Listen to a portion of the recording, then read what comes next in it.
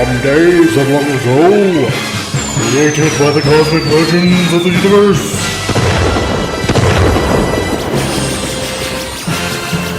there stands one man, one great man, a man dedicated to preserving all that is good in pop culture. Loved by few, hated by many.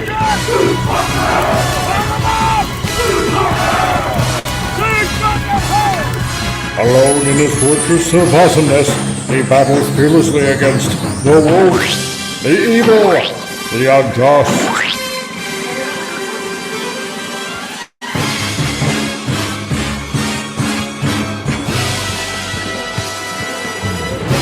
To right that which is wrong, to stand for justice, to serve all mankind.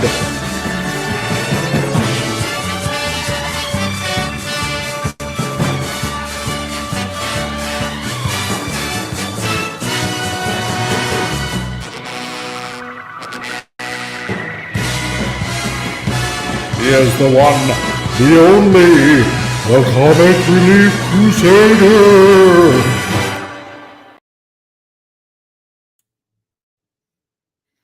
Hello, everybody. Welcome to another Titillating Tuesday. I am your host, the Comic Relief Crusader, here for another Tuesday and here to make everything A-OK. And hopefully not boring. Who do we got in the house today so far? Yeah, we got Snaggle Fricklepuss. I made it. Howdy, y'all. Why, howdy. Howdy to you, too. And who else have we got here? We got Super Goji Reviews. Yo, dude. What is up? What is up today on this beautiful Tuesday, the day before Hump Day, the day that hopefully you can find yourself getting back through tomorrow, I guess. And we got John Rendell. Hey, John Rendell, bro. Hell's the Comic Relief Crusader. Hell there, bro. Listening while doing more research. I'll be here. Ooh, you're doing research. Pray tell, oh sir, what are you researching on? Are you allowed to say, or is it secret? Ooh, we don't know. But yeah, another week has gone by, and oh boy, and and we got Foggy Brains. Woot woot, watching from afar. Yes, you are, my friend, because I personally know this dude. This dude is a very good friend of mine from way back.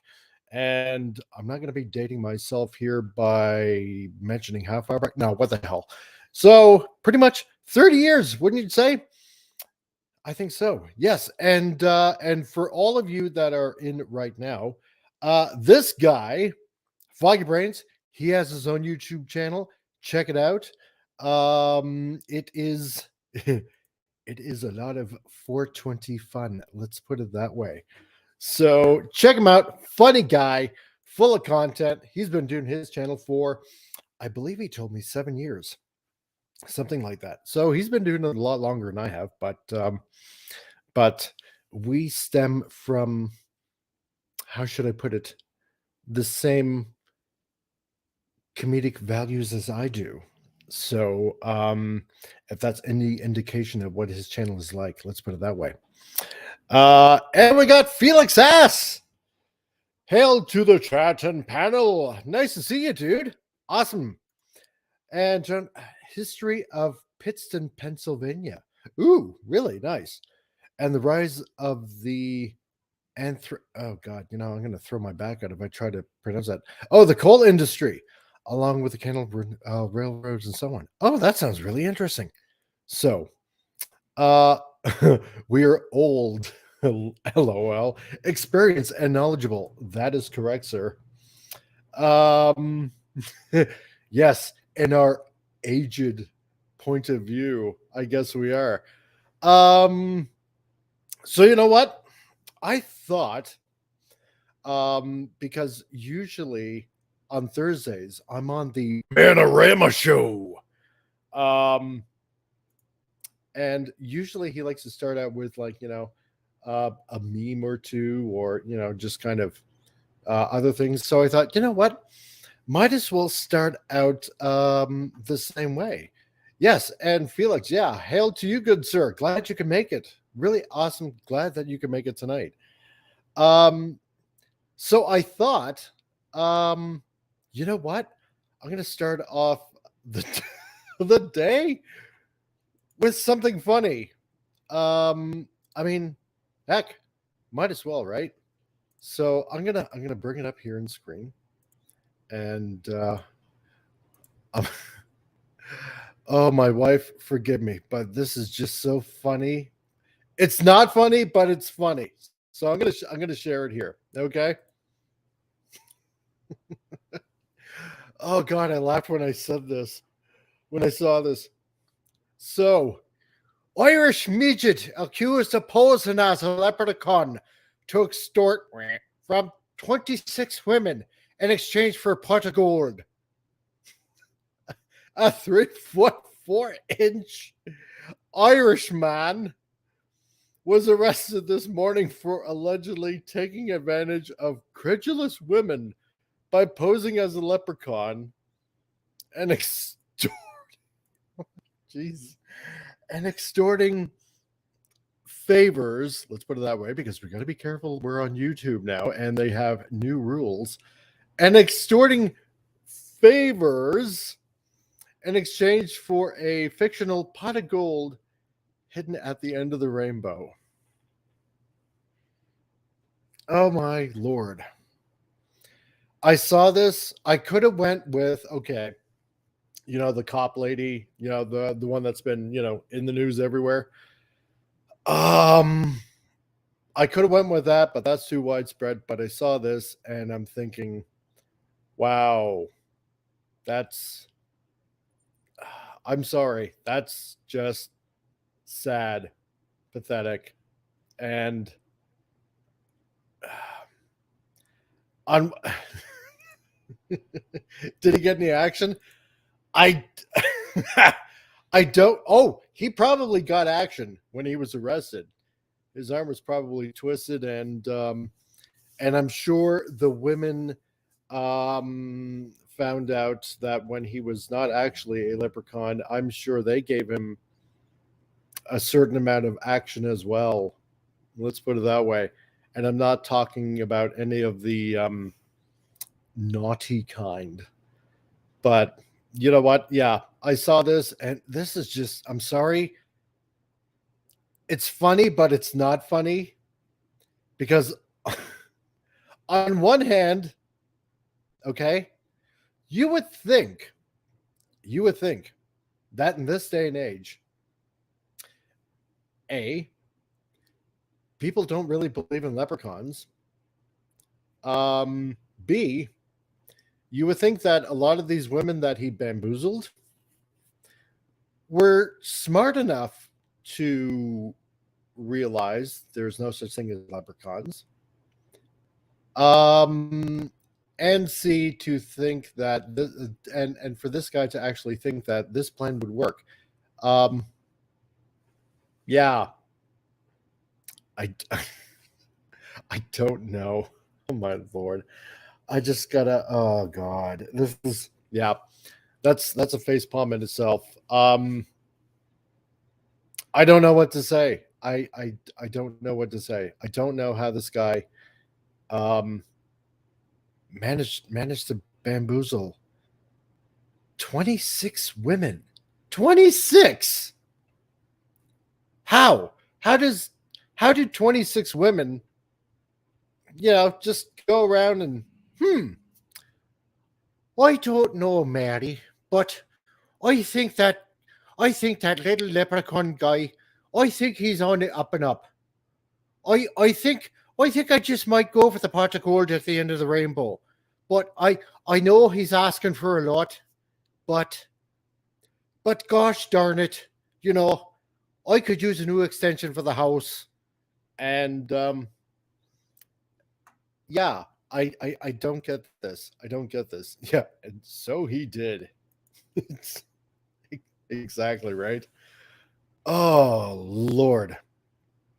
Okay, okay. You know what? Yeah, that's enough sharing of that. I usually, you know what, try to start the day off with like something funny, and damn, that was as pathetically funny as it came. You know, I wasn't gonna go through the female cop that basically got run out that serviced her fellow cops because that's all over the news. And everybody knows about it. Everybody has an opinion on it. So why not go for something different? And that was the only thing that I could find at the time. So yeah, so okay, a whole week has gone by. Um Velma has released on HBO. Oh boy. Well, that got scathing reviews, didn't it? You know what? I like I said, I reported this back in May last year, and I told people, yeah, that Mindy Kaling, it's not going to end well. It's just not going to end well. It isn't, because I knew exactly the direction that it was going to go in. I mean, like, how could nobody see this? And then all of a sudden, ooh, everybody on Twitter and Facebook and whatnot, just giving it scathing reviews. Man, it's bad. I'm not even going to bother watching it. That's how bad it is. Because I knew, you know, again, with the race swapping and Norbert, who's Shaggy, essentially like, the Rastafarian haircut and oh God. Yeah, not good. It's not good. It's a bomb. It's a fail. So, and we kind of knew. And of course, yeah, race swapping. Well, yeah, race swapping basically everybody except for Fred, because no, he has to say the incompetent, racist white male, right? So because you have to have somebody to budge, and no Scooby on top of that. Now, what's up with that? I mean, it's supposed to be. This is Scooby's gang, right? So what's the point of even having this show if there's like, no Scooby even to even show? I don't get this, right? But now allegedly they're saying, "Oh no, despite all the scathing reviews and all that, we just might give it a season 2." It's like if you shot yourself in the foot the first time, why would you shoot yourself in the other foot? I don't get it. You know, Yeah, and no Scooby. Go woke, go broke. Exactly, dude. This it makes absolutely no sense. There's no point. If you don't have Scooby Doo in it, it's not really a Scooby Doo show at that point. You know? So I thought, it's just stupid. Stupid and ridiculous. So so I don't know. Did any of you guys watch it? Probably not. I wouldn't be surprised if any of you have not watched it. So, I mean, why give this thing any support with rating reviews? There's no point. And John Reynolds says, no Scooby because, oh, I don't know. Let's just blame PETA. It's easier on the brain than trying to figure it out. That's right. Yeah. You know what? If they did input Scooby in there, yeah, PETA would probably be outraged, even though it's essentially, pen to paper kind of animation, so to speak.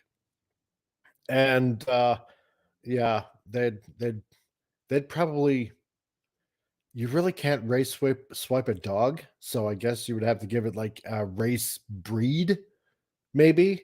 They'd probably make Scooby like, I don't know, like a Chihuahua, or I don't know, Saint Bernard or something like that. That's probably what they would do, right? Let's let's breed swap Scooby on top of that and make it more acceptable. So that's probably something they would do. And if there even is a season 2, which for some odd reason I very much doubt, um, yeah, I don't know. Yeah, they probably would be doing this. So This would not surprise me in the least. So,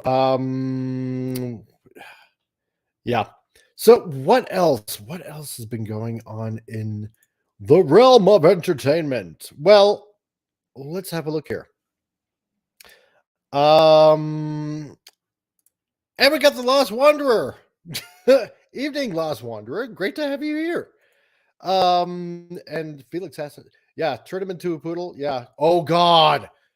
Yeah. Why didn't I think of that? No, it wouldn't be a Chihuahua or a Saint Bernard. Yeah, they'd turn him into a poodle because they'd make him look all girly with the pom poms and stuff like that, right? And he'd probably go like, "Riff, rah, rah, rah, rah, rah, rah." Yeah, probably something like that. And John Reynolds says Scooby with a curly wig because he has to be trans poodle. Yeah, that God. He'd wear like one of those tutus as well, those puppy tutus. That's what would happen. That's exactly what would happen. Yeah, trans poodle.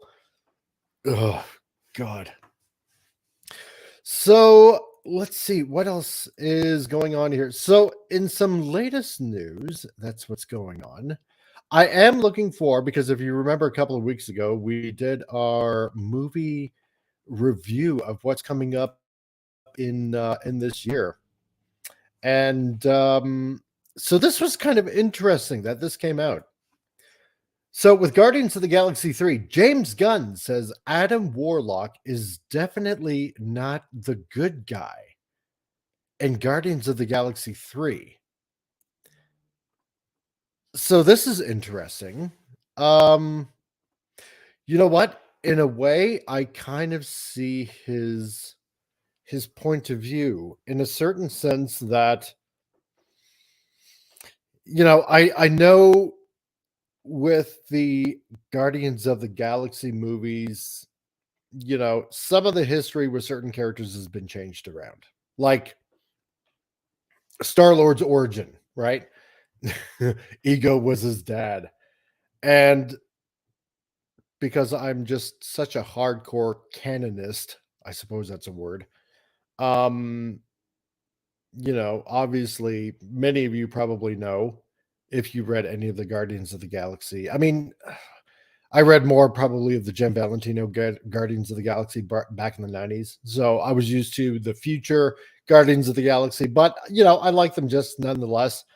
And so obviously, Star Lord's dad is obviously a king on, another planet, really. So, and not ego. So in volume 2, I I won't say I was ticked off by it, by the switching of the origin. It worked. I would have liked it if they didn't do that. It would be okay. But this, Adam Warlock, if you think about it, with the comic, at first he wasn't exactly a good guy to begin with. So I can kind of see this angle. And probably near the end of the movie, he's probably going to redeem himself and become a good guy anyway, right? John Reynolds says, "I want to be a canonist with a real cannon." Yeah, that'd be fun. It would, wouldn't it? Though. So I like one of those little mini cannons. That'd be awesome. Anyway, so he's definitely not going to be a good guy, according to what James Gunn says. So going into the news here, James Gunn, the director of Guardians of the Galaxy Volume 3, recently revealed that Adam Warlock is definitely not a good guy in the upcoming film. So that comes out this summer, I do believe in June, if I'm not mistaken. So Gunn discussed that Adam Warlock in an interview with Empire, where he detailed why he decided to cast Will Poulter as him.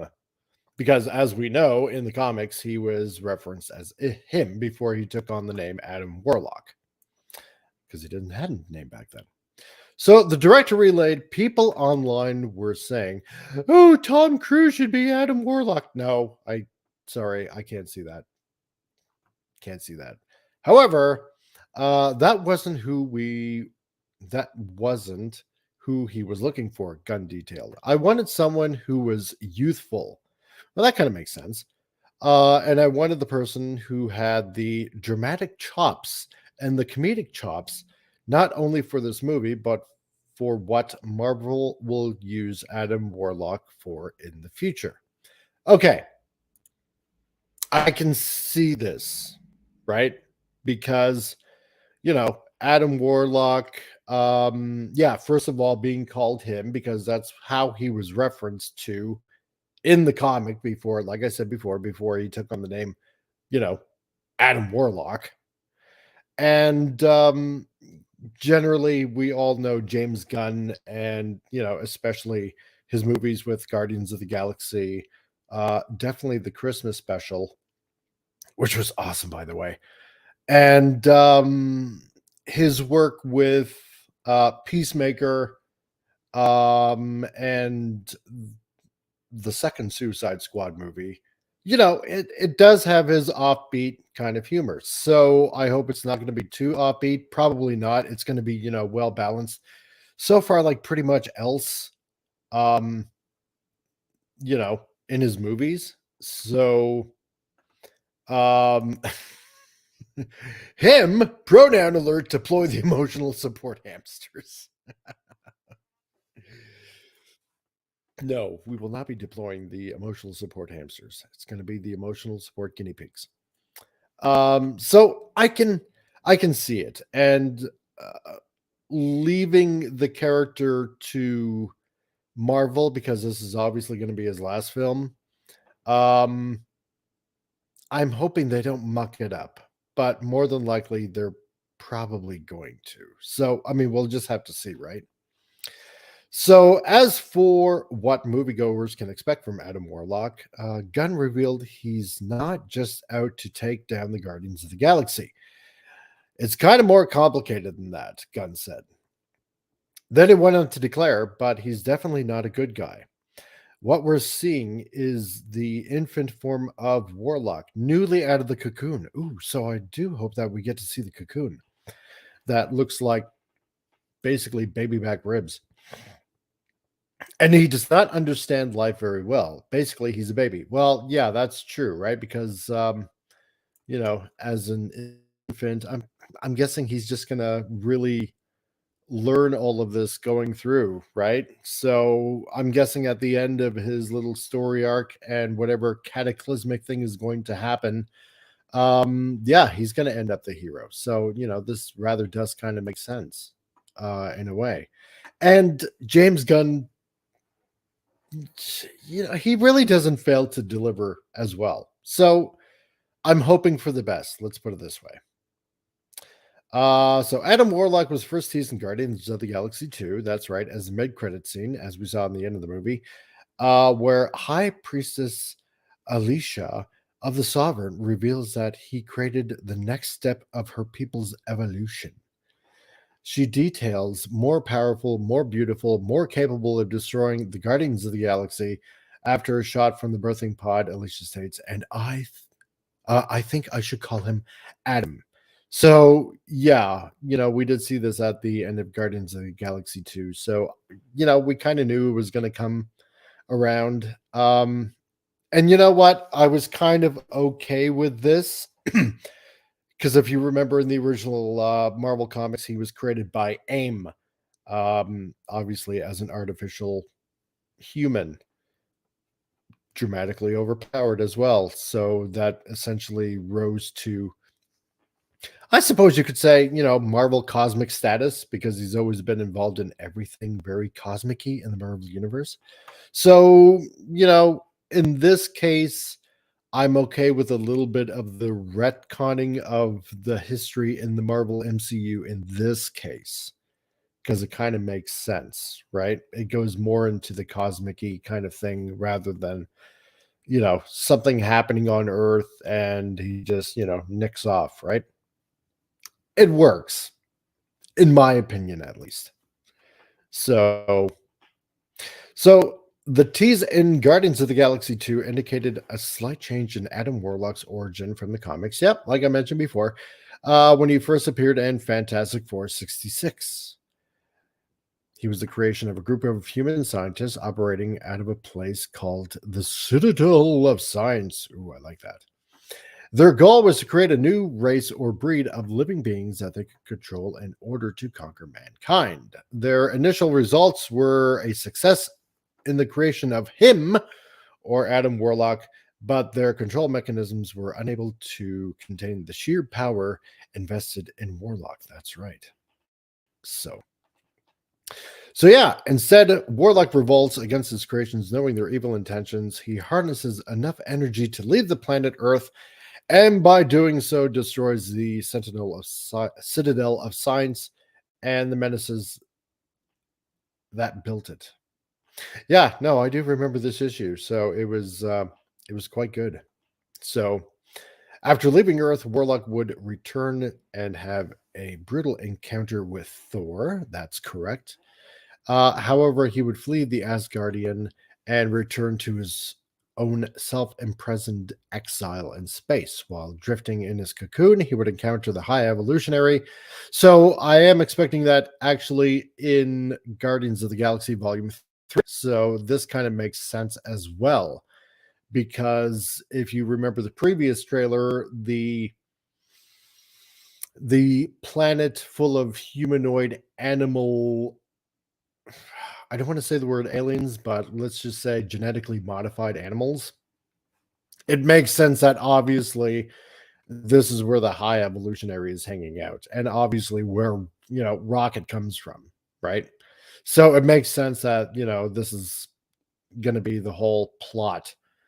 Where I'm guessing, you know, Adam at first is going to have a confrontation with the Guardians, probably soon after the Guardians land on this planet. He finds out, or the Guardians probably find out about the High Evolutionary and what they're doing because, Rocket wants to know where he comes from.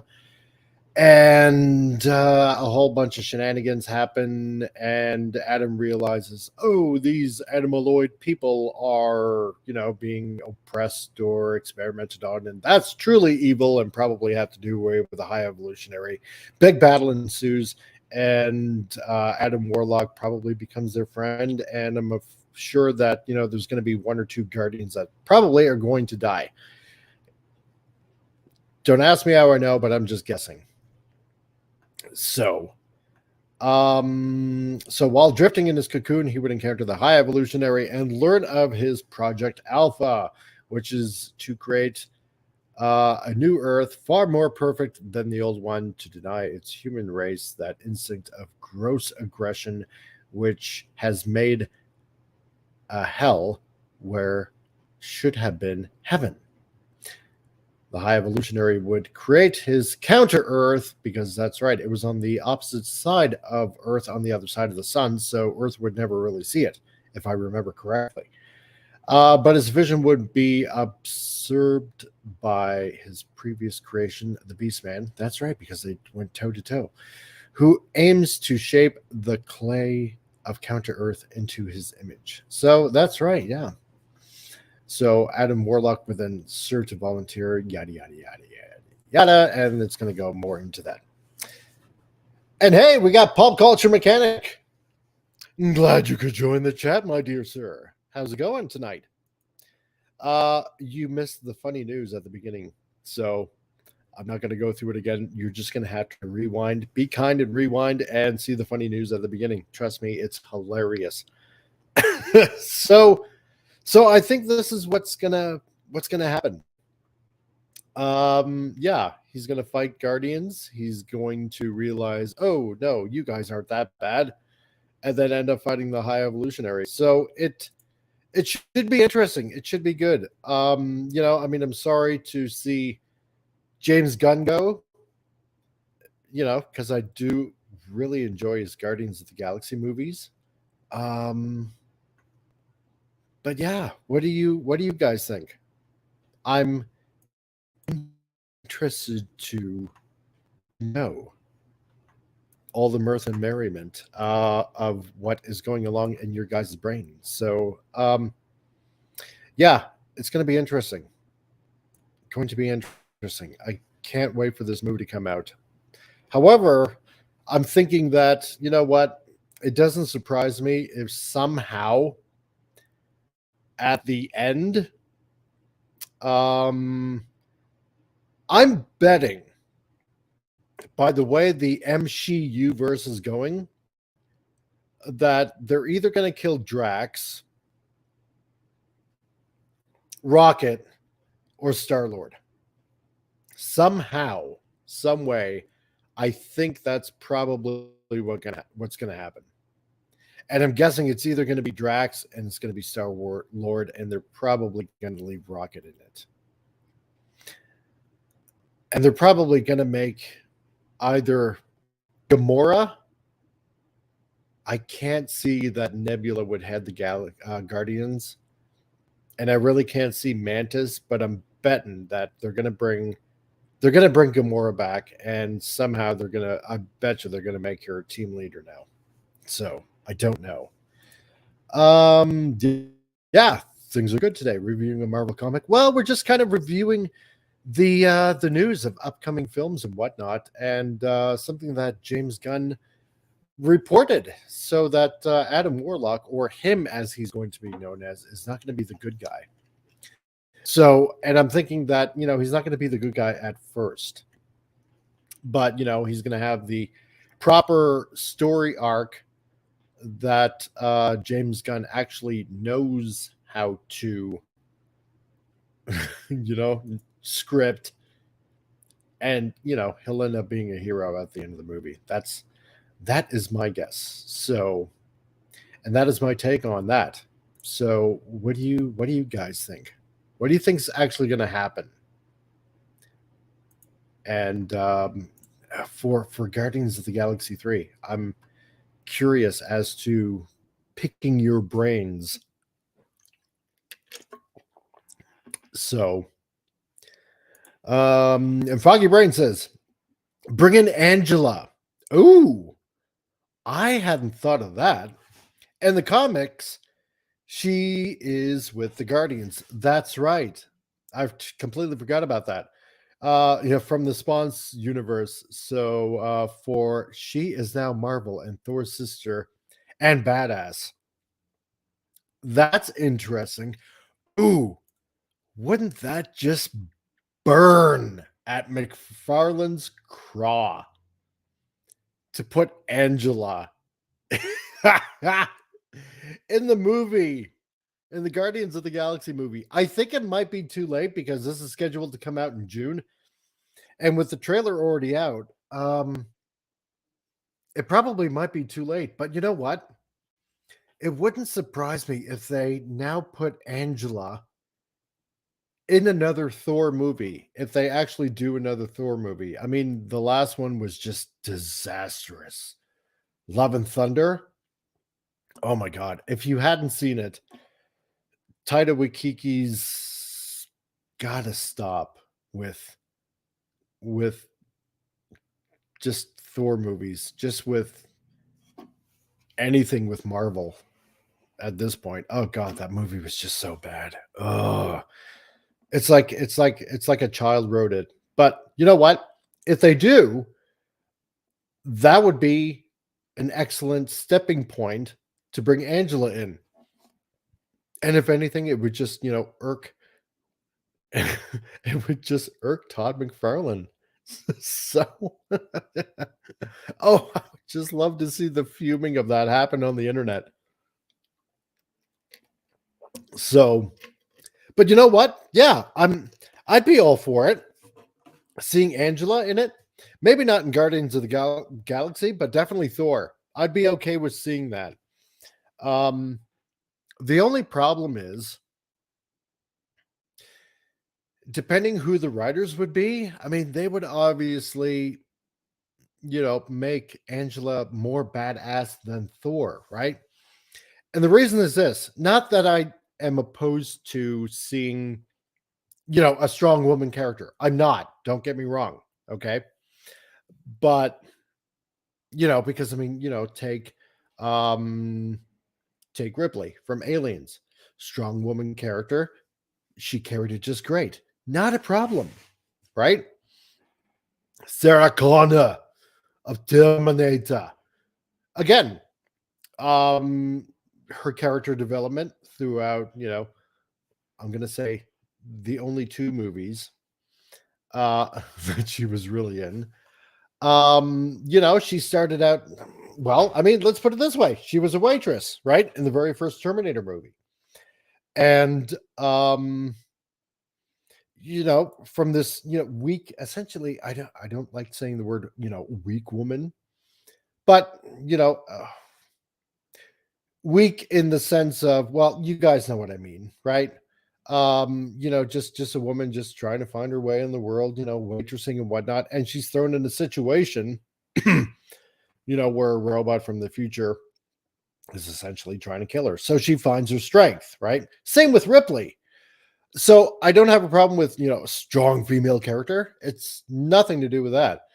Um, but the character arc with Thor is that, if you take the first Thor movie, you know, Thor is a strong character. Don't get me wrong. The God of Thunder, mighty Thor, right? So, but he had that arrogance, and that was something that he learned. That something that he shouldn't be arrogant, and hence that's why Odin put the enchantment on his hammer because he needed to learn humility, right?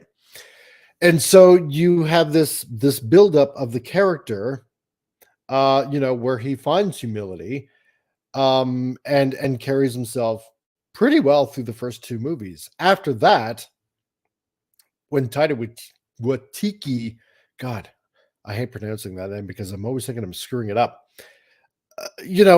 With with the third Thor movie, with the slapstick jokes that seem to, go on and on and on, and then especially during Love and Thunder, you see the decline of the character because now he's just a running joke.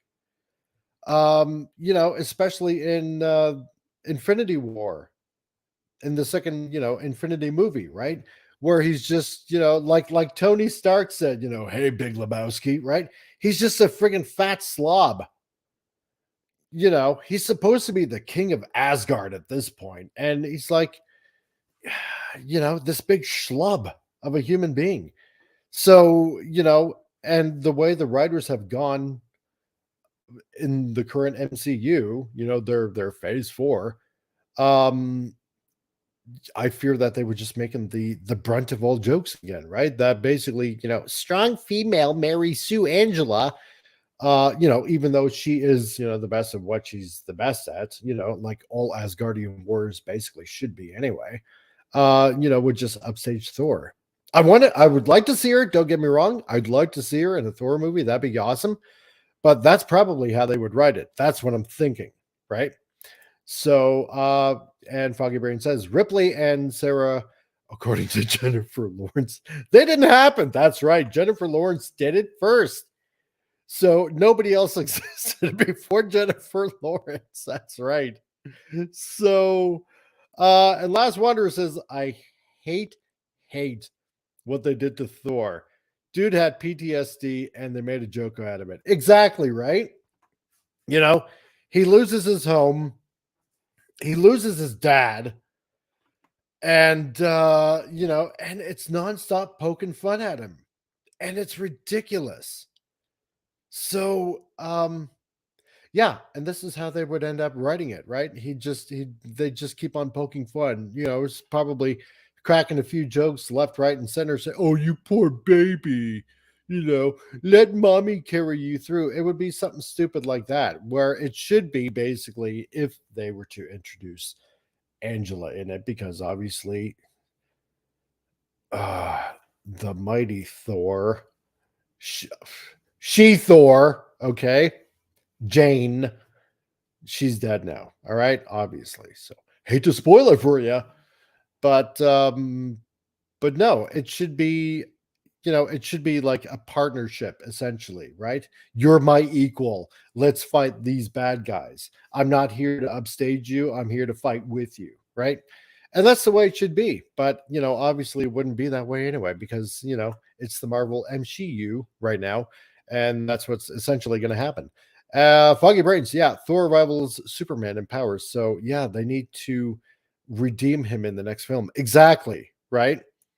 Because, like I said, I mean, he's supposed to carry on Odin's um Odin's throne. He's supposed to carry on. I mean, he's the next in line, and throwing it over to Valkyrie, and I'm not going to say King Valkyrie because I'm sorry, Valkyrie is a chick. She is a woman. Say queen, not king. That's just ridiculous. It's so stupid. So, yeah, yeah. So back to Guardians of the Galaxy. I just want it to be good. James Gunn's last movie. I am looking forward to it. I want it to be good. So, you know that Warlock or him is, you know, is going to end up being the hero at the end, right? So that's my prediction. Uh, Now, here's some other interesting news that I kind of came across here.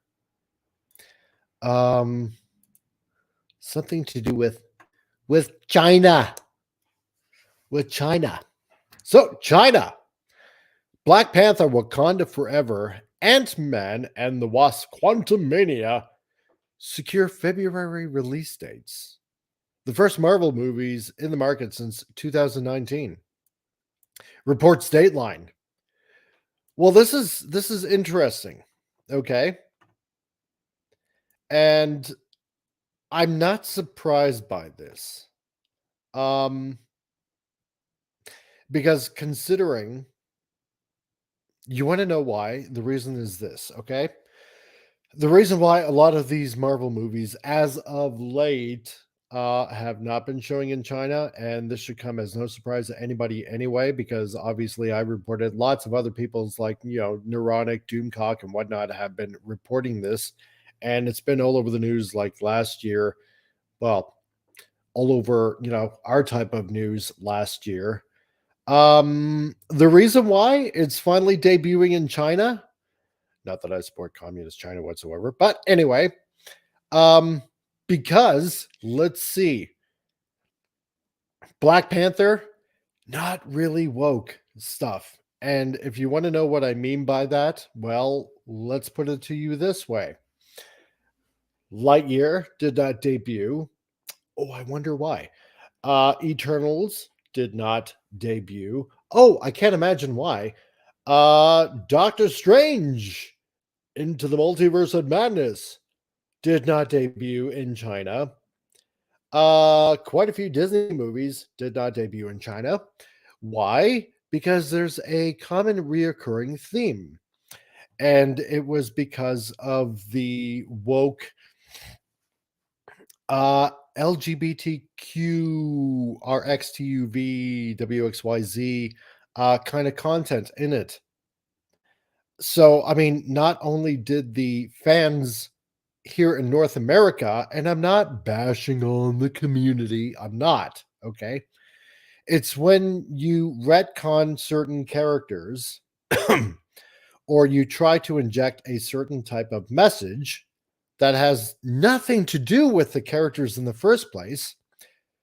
Um, Not only did it not show in China, it did not even show in the Middle East. They sent a clear message. We don't want this crap, and we don't want it showing it to, our people. Let's put it that way. Okay. And a lot of people can say, well, they're just homophobic. No, they're not homophobic. It has to do everything with their culture. Okay. Now, you might disagree with their culture. Okay. Part of it also is about their political ideology. That actually is, a lot to do with it. Especially in the Middle East and in China. And again, I'm not bashing certain communities. It's knowing the market, especially when it comes to film. Because obviously a lot of these Hollywood movies are released worldwide. They release in Europe, they release in Africa, they release in China, they release in Japan, Australia, South America, yeah, all over the place. And that's undisputed fact. It is. But excuse me, when you're a company like Disney, and we've all known that they've gone extremely woke in a lot of their movies, um, it it brings out it brings out a lot of people that don't understand and that just want to be heard for shooting off their mouth.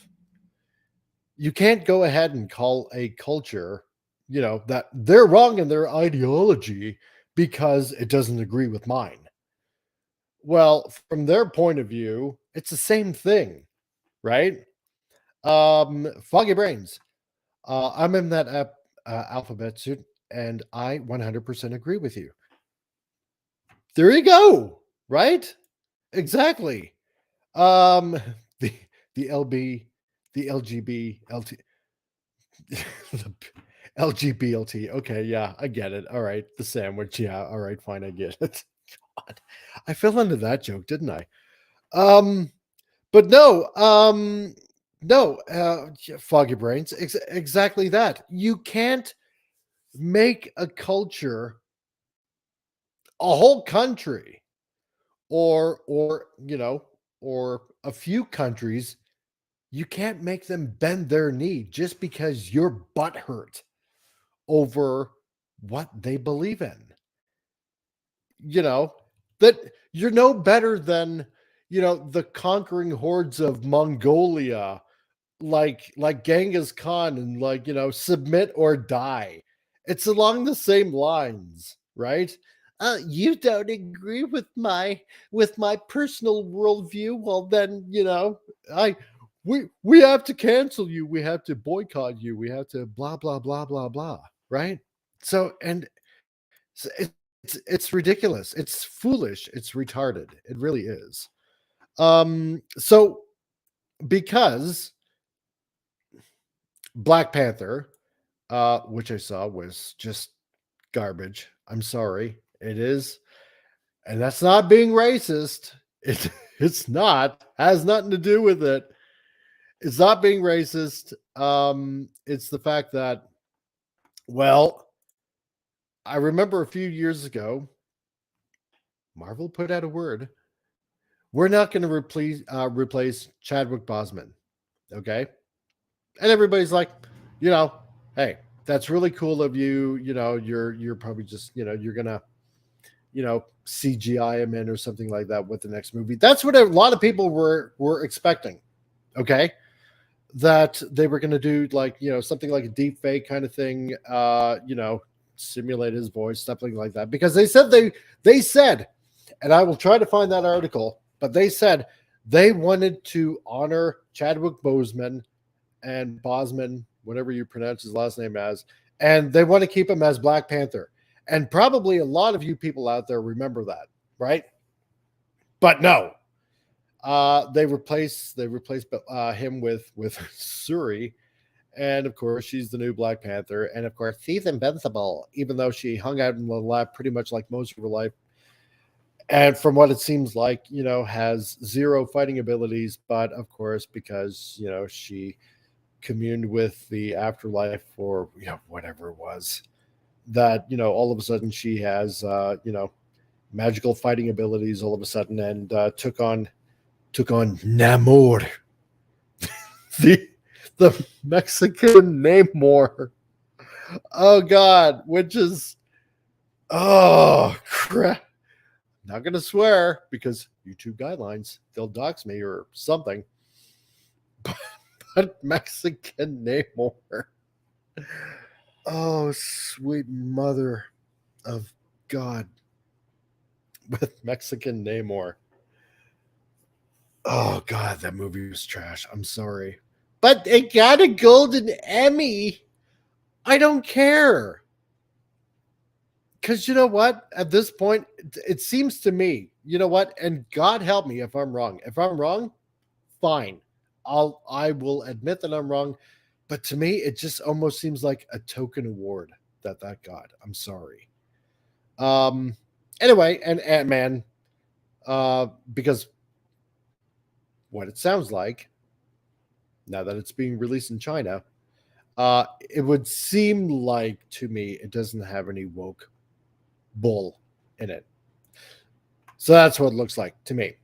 So the article from Deadline says, yeah, it's been a long time coming, but it looks like China's unofficial ban on Marvels is lifting. Oh boy. So Disney Marvel's Black Panther woke, woke on forever, and Ant-Man and the Wasp Quantum Mania have both secured release dates in China, ending a 3.5 year period. Dang. Has it really been 3.5 years? Oh my lord. Wow. During which movies featuring Marvel characters did not gain entry into the world's second box office market. Marvel posted the news to its Weibo account. Check out the new posers for each of the films below. So, Black Panther 2, which originally released elsewhere in November 2022, will set the table on February 7th, while Ant-Man will hit Chinese movie theaters on February 17th. That is correct. It'll hit February 17th, as far as I know, in North America as well, which just happens to be my wife's birthday. So, happy birthday, my wife. I'd like to take you to the movies, so it'll be a date night because you've been wanting that for a long time. Um, within North America.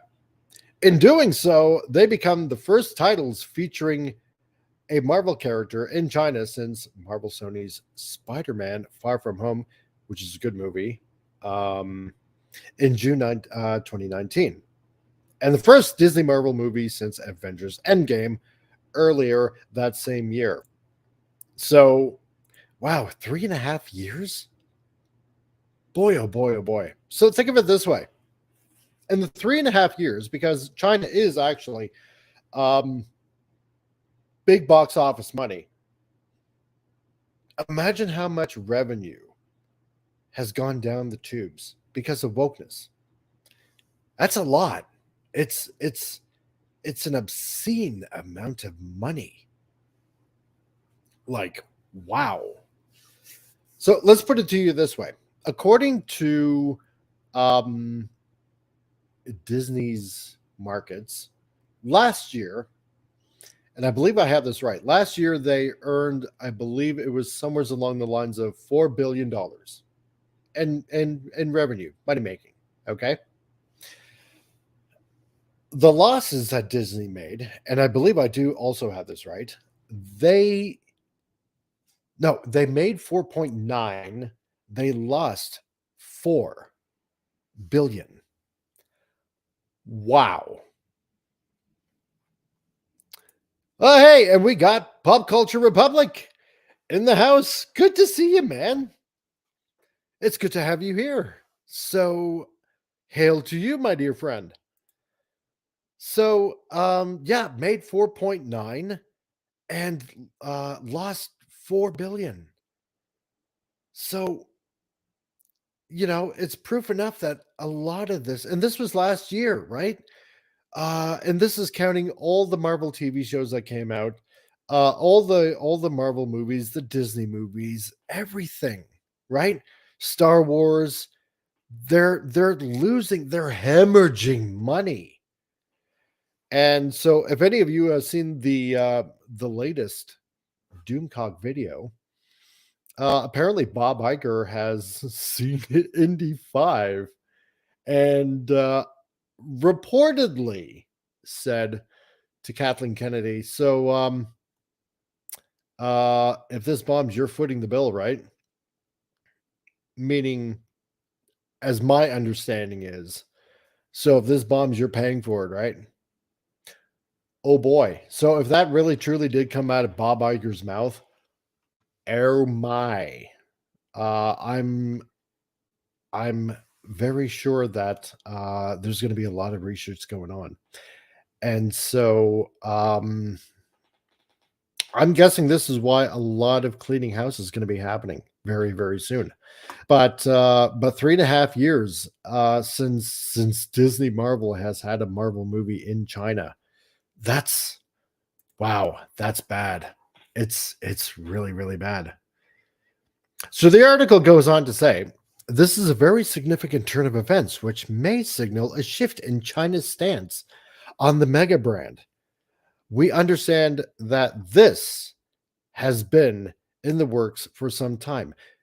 Yeah, because you're losing tons of cash. The Chinese box office was down an estimated 36% last year, reaching $4.35 billion dollars, with only a few Hollywood films gaining entry. When the 20th Century Studios, Disney's Avatar: The Way of the Water, was granted a day and date release in December, it was the first studio to receive a prime spot in a long time. So, and as we know, that Avatar actually has been making quite a bit of cash, right?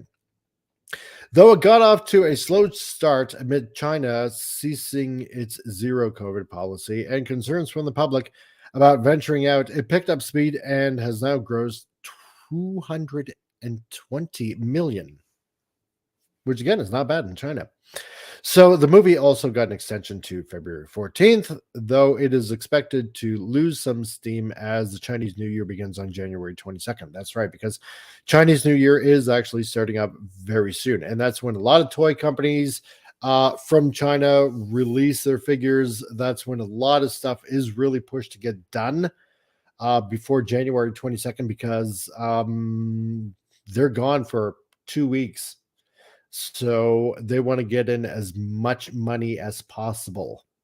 And this happens basically every year in China. You'll see it happen, no matter if you collect figures, no matter if when it comes to movies.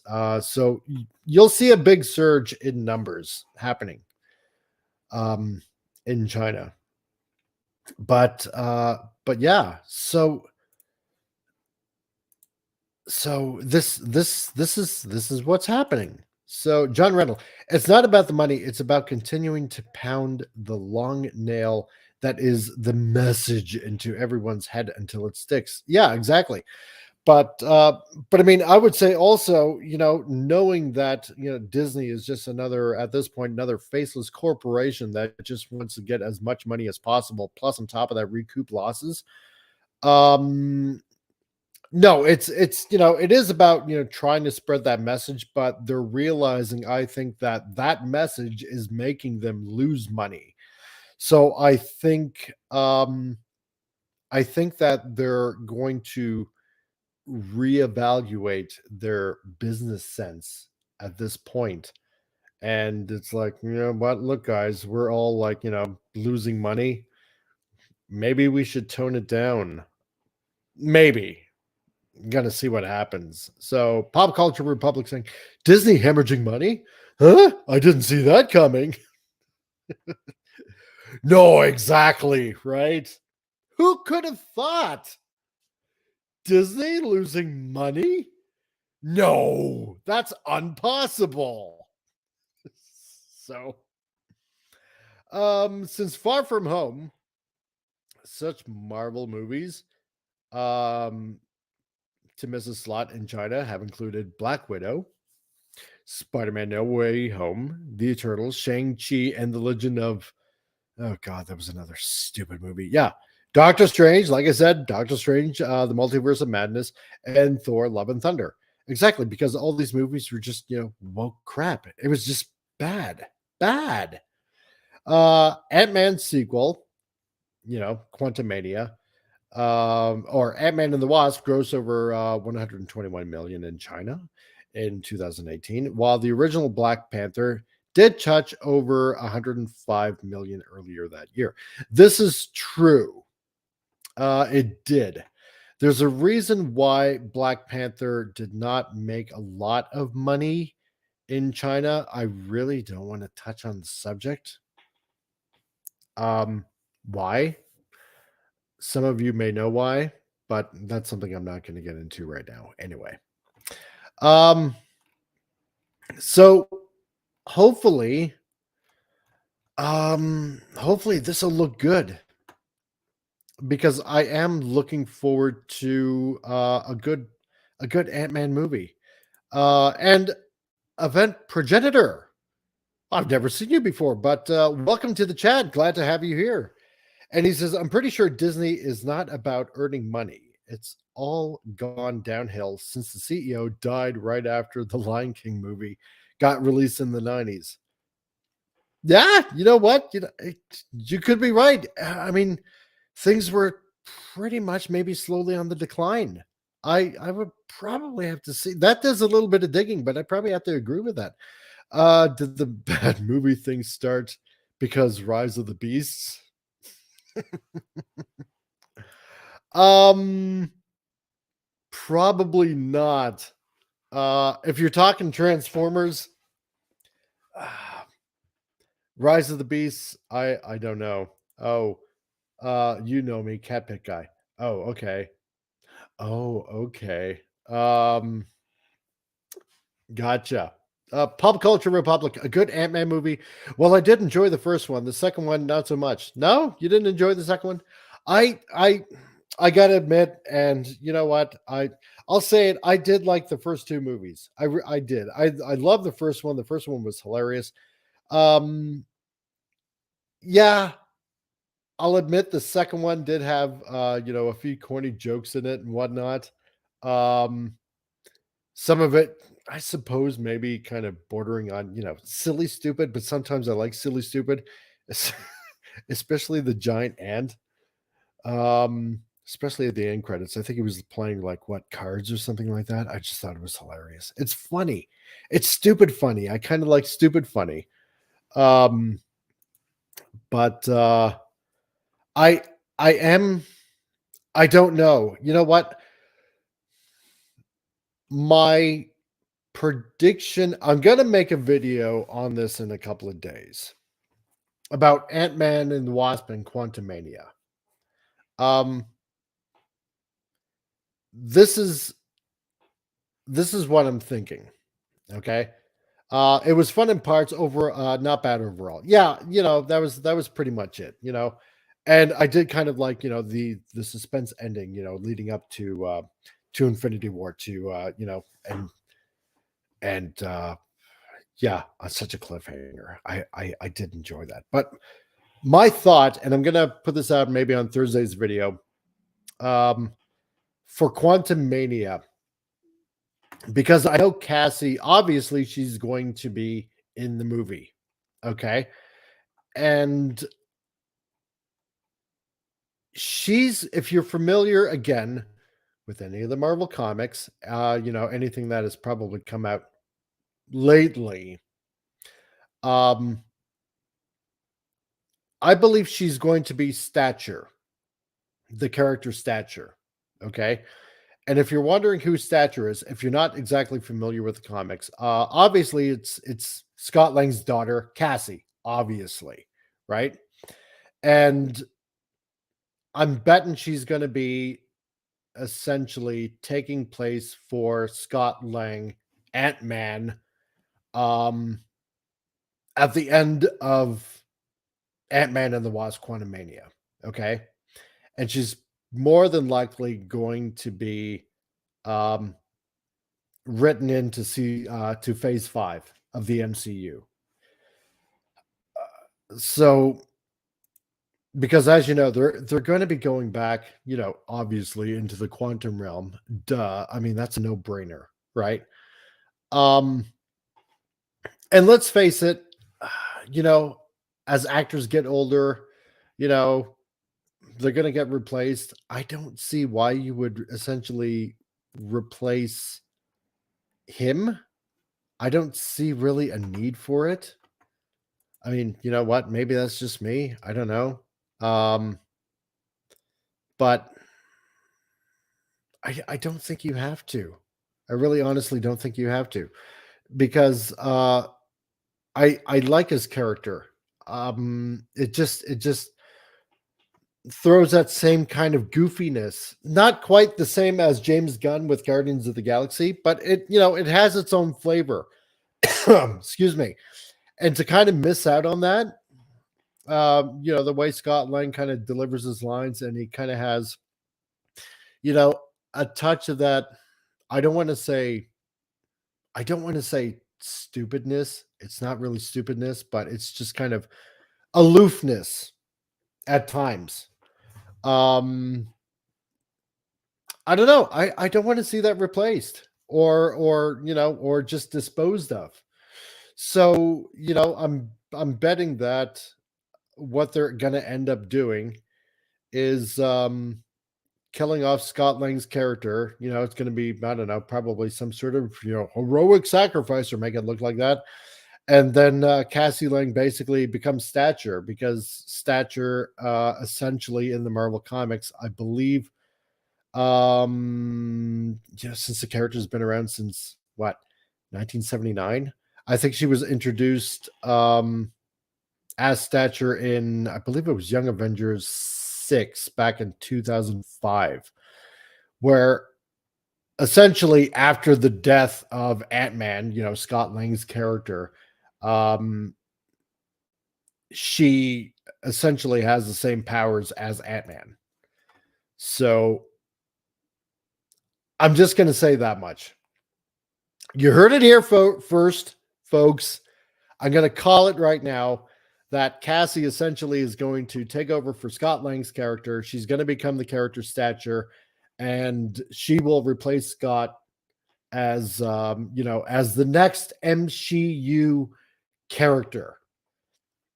It's going to suck, but I'm going to call it right now. Just call it as I see it. So, Event Progenitor says, one some generalized summary of Rise of the Beast, mainly give plot without really spoiling it too much. Yeah. Rise of the Beast. Okay, so Transformers Rise of the Beast. Yeah, you know what? I'll take that on, because I've heard a few things. I've been kind of trying to stay away about, some of the news on that.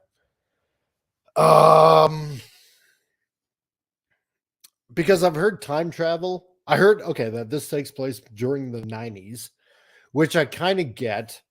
And I kind of understand, because obviously, original Beast Wars took place during the 90s, right? That's when Beast Wars came out. So it kind of makes sense that, Rise of the Beast take place during the 90s, right? Kind of like a little homage of sorts. I've heard time travel thrown around. So I don't know if they're keeping with that shtick. And if that's the case, because they didn't finish off the Unicron story in the last night, I'm wondering if they're going to tie up that loose story end with this. I don't know. I mean, I know Michael Bay has a hand in this movie. His dirty freaking hands. But I know it's done, as far as I know, done by the same guy that did Bumblebee. And I did like Bumblebee. I really honestly did. Took my kids to it, and it was surprisingly well, I thought, right? So, I don't know if they're going to do another time travel shtick, just to finish off Michael Bay's movie. I wonder if, this Prime is going to meet up with future Michael Bay Prime, and then along with a bunch of beasts. I don't know. I don't know. I really couldn't tell you.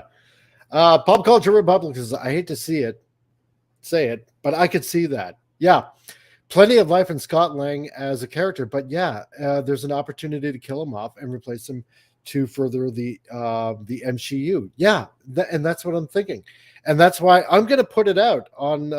You know what? Hey, either tomorrow or I'm going to put it out on Thursday, and I think that's obviously what's going to happen, because this is what they've been doing lately, anyway. Right? They've been doing the same. They did the same thing with Eternals. Well, let's put it this way. Okay. Black Widow was essentially Winter Soldier just remade. Okay. Just with Scarlett Johansson as, Black Widow.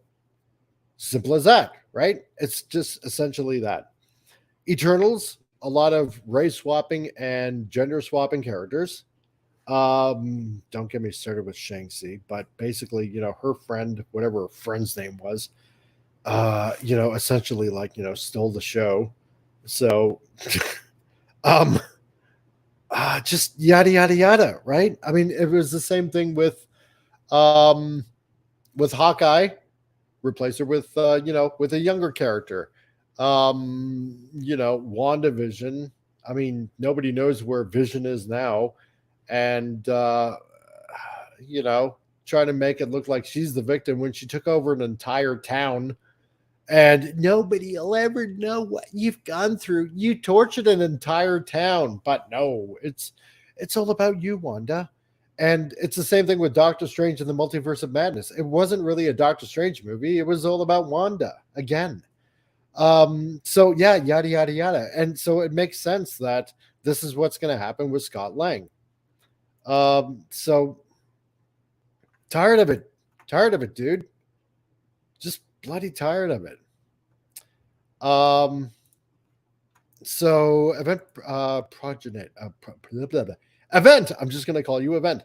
Unicron is the same across all universes, so Bayverse is connected. Yeah, it is. Yeah, I know. Unicron is across the multiverse, so yeah, I'm thinking that they're even though they're in separate universes, yeah, like I say, yeah, Bayford is separate universe, but canon still. Yeah, that's what I think is going to happen. So they're going to tie it in. Michael Bay, because he's obviously the bigger director. He's probably more than likely going to get his way. Uh, Museum Girl tries to prevent Artifact being awakened. Her white men bosses don't listen. Yep, Yep, precisely it. The guy is an FBI techie that takes care of his brother, helps her. They all get together and go on a road trip. Yeah. Oh God. God, it's the same freaking storyline. It's the same storyline. It's like pretty much all these Transformer movies have essentially the same storyline. Your techie, your goofball, tag along woman that basically nobody listens to, all go on a road trip. Yeah, it's going to be the same thing. So, and again, and this was my approach to Beast Wars back in the 90s, right?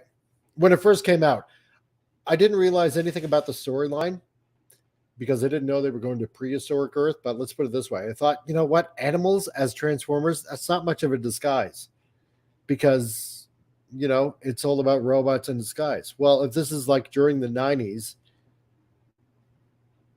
how is giant animal robots a disguise? Especially when you have I don't know, a 30-foot metallic gorilla stomping and crashing all over the place. That's not a disguise. And we all know that, in Beast Wars, at least they were the same animal size, right? It's stupid. It's ridiculous. And Pop Culture Republic says, have not met up with live action Transformers. Yeah, you know what? Do yourself a favor. Only watch Bumblebee. Don't watch the baby. Well, okay, maybe the first 2007 Transformer movie. I'll admit that was okay. That was not bad. After that, it just goes downhill from there because they just butcher the character of Optimus Prime. Let's put it that way. Not sure what all is going on with it. Did enjoy Bumblebee. Yeah, okay. Well, then you watch Bumblebee. Fine. And really did enjoyed the animated Transformer series on Netflix War for Cybertron. Okay, well, hey, you know what? If you enjoy it, you win. So, Multiverse of Madness. Wasted my time on that and then subjugated myself to Thor Love and Black. One of the worst movies I've seen in recent memory. I love that. Thor Love and Black and the Multiverse of Madness. Oh, I love it, dude. That was that. Okay, that comment, I'm putting a star beside that one because you know what? Yeah, that was good. That was good. I love that, man. Multiverse of Madness. Yeah. So Event says they arrive in South America, and Primal tells Optimus to listen to the two humans. Then they join forces. Airraiser belittles Optimus. Of course she does, right? And it wouldn't surprise me that, somewhere along the line, RC probably does too, right? Airraiser belittles Optimus to they all go fight Unicron followers together. The Beast Wars the Beast Wars character minus the talking from two and a third gets a funny one liner. You have to see half of Cheetor's screen time for the most part already. He's just a background character. Yeah. Yeah. See, that wouldn't surprise me. And Cheetor, I gotta admit, in Beast Wars, I like Cheetor as a character. Being young, kind of like how Bumblebee was like everybody's like little brother in the original G1 cartoon, and that's kind of the way I saw Cheetor. He really wanted to prove himself, and he was kind of like the Maximal's little brother in a way, right? So I can kind of see that. And we got Dave CT who's dropped in. I'm just listening, not chatting, but I wanted to say hi. Lurk mode on. Well, nice to see you, Dave. I'm glad that lurk away, my friend. So I appreciate you being here. So sorry, minus this typo. Yeah, okay. Not a problem, dude. Don't worry about it. Um I'm still chuckling about that multiverse of madness and Love and Thunder Black. That was good, dude. Um so Cheetor was a mix of Bumblebee and Hot Rod. And same with Hotshot. No, that's true. You know what? Yeah, it was totally a mix, and I can see that. Yeah, because Cheetor really at times was hot-headed, kind of like Hot Rod. So I can totally see that. And yeah, like I said before, a mix of Bumblebee, of course, because yeah, he was like everybody's little brother in a way, but he really wanted to prove himself. So no, I can totally see that. So um so here's another one that I just came across as well. Um, and I thought, you know what, this is kind of interesting. Now, I've never seen this show, but it kind of says a lot about, again, what's going on in Hollywood. Um, some sort of Spanish comedy. Now, I don't watch a lot of foreign shows. Let's put it to you that way. There are some that I'll catch, some of it, Japanese on Netflix or, some Korean shows and stuff like that. I tried to get into one German show. It was like some sort of sci-fi show. I couldn't really get into it much, but this kind of caught my eye for some reason. Uh, Machos Alpha or Alpha Males, the new Spanish comedy about toxic masculinity. Oh, Spain, A2 Brutus, A2. Um, yeah. If anything were to attack toxic masculinity, excuse me, I would think that the Spanish would be the last of a culture to attack toxic masculinity. I mean, let's face it. Come on. You guys were like, great explorers, just circumnavigated the globe, around the world and got bullfighting. I mean, awesome, excellent food and artwork and whatnot.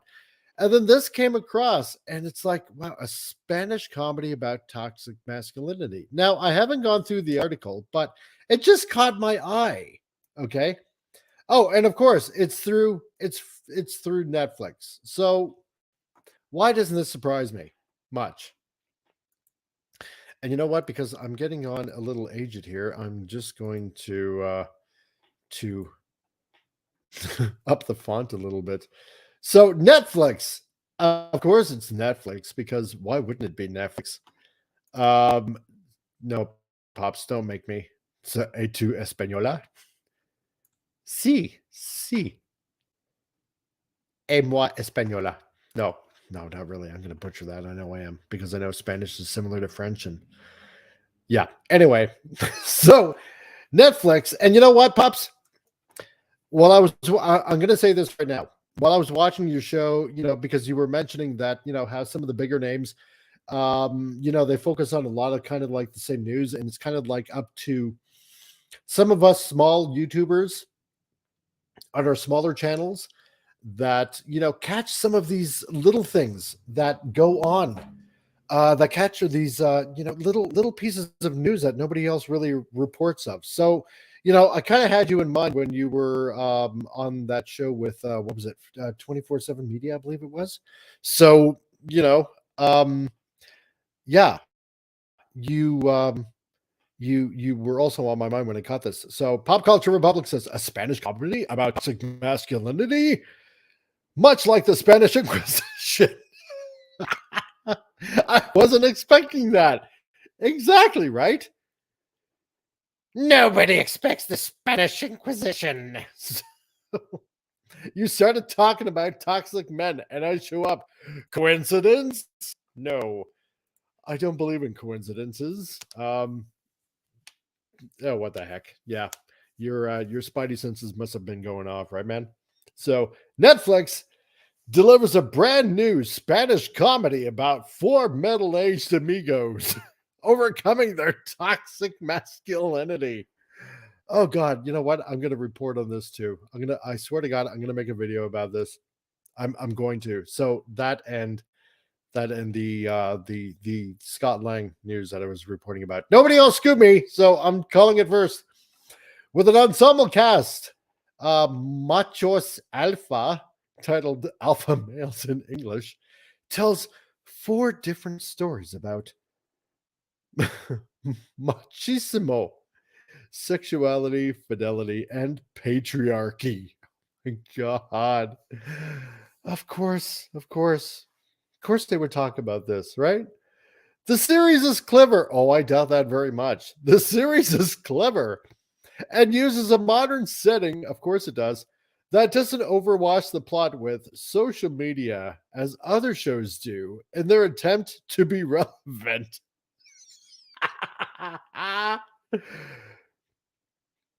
That statement alone just says, you know what? You are going to overwash your plot with social media and crap like that because you're doing the same thing. My God. Calling the kettle black. Hello. That is not a racist term. I'm going to tell you guys right now. Okay. Oh God, this just gets really funny as I read this. The characters and their issues are believable. Oh, I doubt that very much, and do not fall victim to such melodrama. Oh, directed by a woman. Again, this is not a sexist thing. Directed by a woman, Laura Caballero. The series is a lighthearted show that avoids aggressively illustrating feminism. Okay, I'm gonna break my cardinal rule here because at this point I'm an hour and 20 minutes, and I'm gonna call bullshit. I am calling this smells of so much bullcrap in this statement. Okay, my God. Event says, I don't know if you, I don't know. You were yeah, I don't know. You were a sadist. I avoid watching such shows. From me to you. Okay. Um, God, the chief weapon is fear, fear and surprise. Two chief weapons, exactly. Oh goodness, this could be a gold mine. Yeah, yeah. This is yeah. Hashtag clever toxicity. Put him in the comfy couch. Oh Lord. And Christopher Dominguez. Nice to see you here. I've never seen you before, but welcome to the show. Another show of Wokos. It is, my dude. You tuned in at the perfect time. Well, this sort of kind of. Okay. So, okay. So let's take a quick rundown, shall we? Okay. So this is a show of four middle-aged men. Okay, so middle-aged, let's say, in their 40s, maybe getting into their 50s, okay? Overcoming their toxic masculinity, okay? So red flag here. Okay, you're cocked, all right? Middle-aged men pretty much at this point, especially Spanish middle-aged men, I'm sorry. To me, to me, I'm just saying you're set in your ways. No, no, no, no, no, no. Okay. First of all, fallacy number one. All right. Tells four different stories about machismo, sexuality, fidelity, and patriarchy. Okay. One I can see, possibly two. Okay. I can see them telling stories about machoism. All right. Because let's face it. Okay. When guys get together and they're telling stories, sometimes, a little bit of machoism is kind of thrown into a story, right? And we've all known guys that have told stories like that. Sexuality, okay. Depending on how lewd one is, okay? Just going to say this. Generally, sometimes as you get older, you don't really tend to hang around guys that are constantly going on about their little sexual escapades. If you got any class at all as a guy, generally, you don't really talk about, sex as you get on in age, right? If you got any kind of class at all as a guy, right. Fidelity, well, that kind of goes hand in hand with, sexuality, right?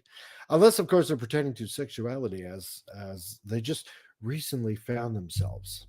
Okay. Patriarchy, oh, come on. You're a middle-aged Spanish guy and you're going to complain or tell your story about how you're just, I don't know, just one of the evil patriarchy or something like that. Okay, again, I'm smelling, I'm catching a waft of that bull crap in the air. But no, this is directed by a woman. Now, again, I have nothing wrong with women directors. If a movie or a show is done right, I got no problem with it. I got no problem with women characters so long as they're written fine. Not a problem.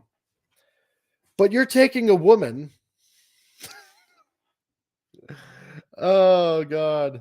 Uh oh, and mind you, it doesn't overwash the plot with like social media crap and stuff like that. Okay, it just does that right now. Okay.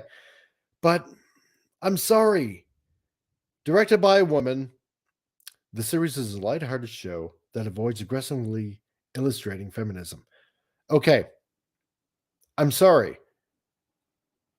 Women do not know how to write men very well. Okay.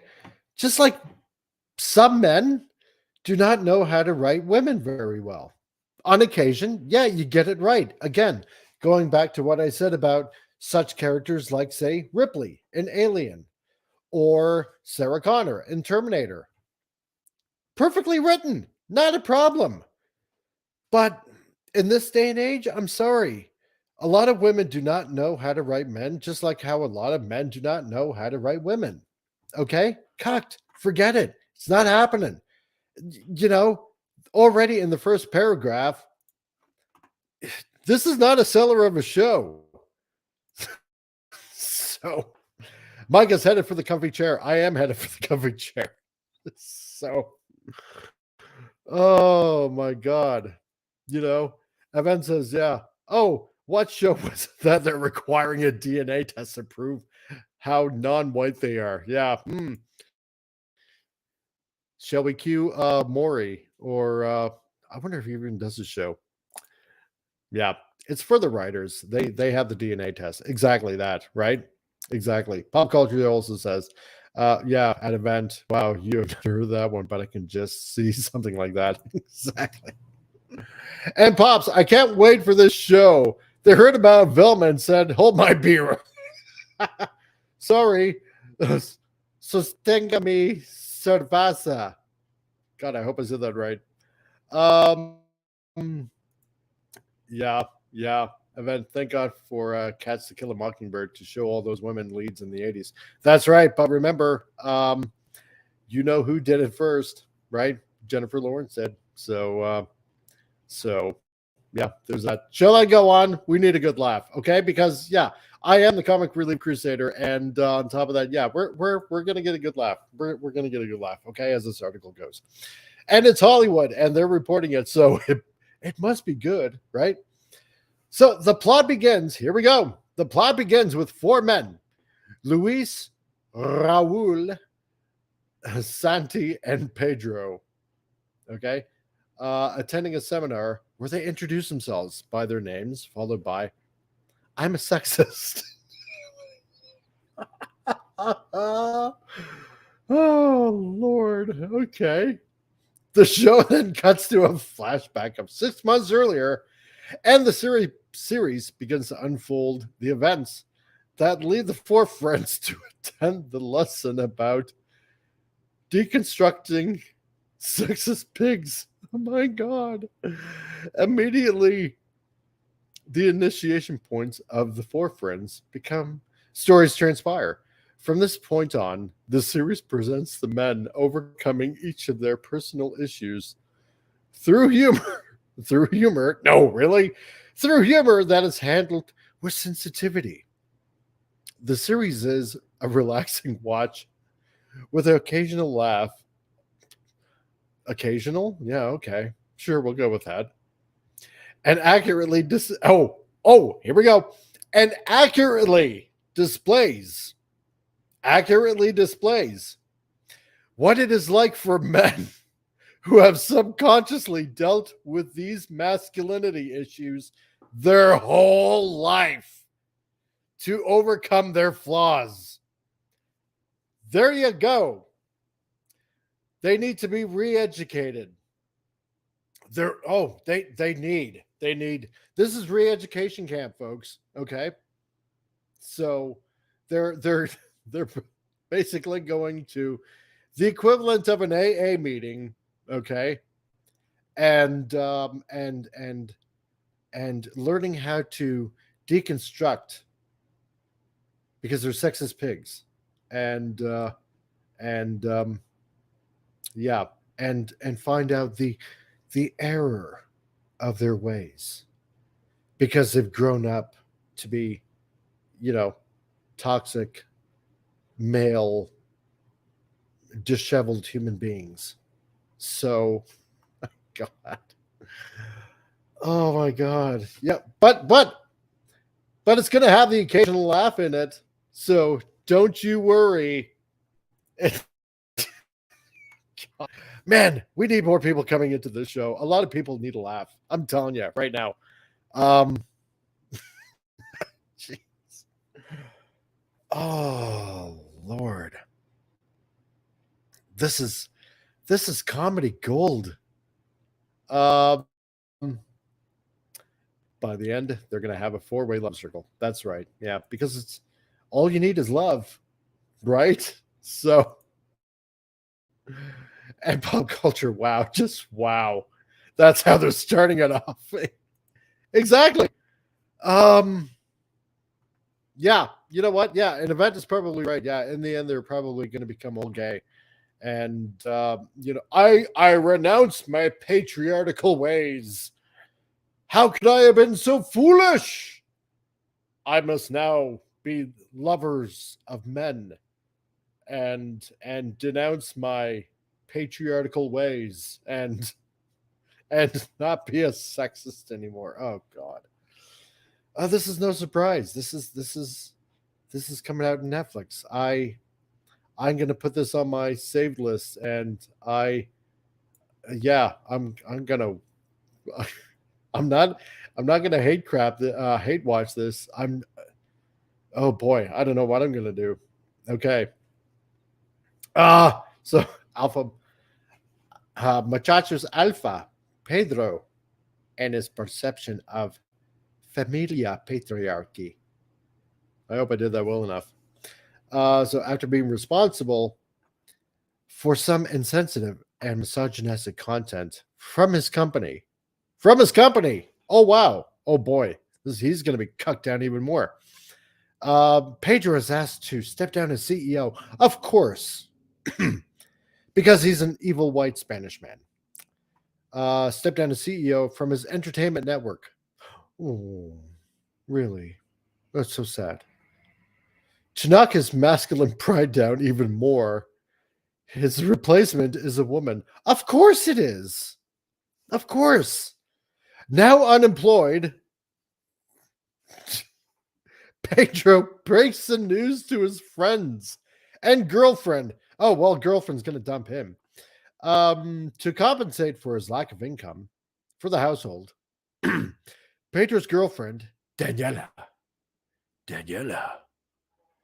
decides to make a career out of influencing on social media.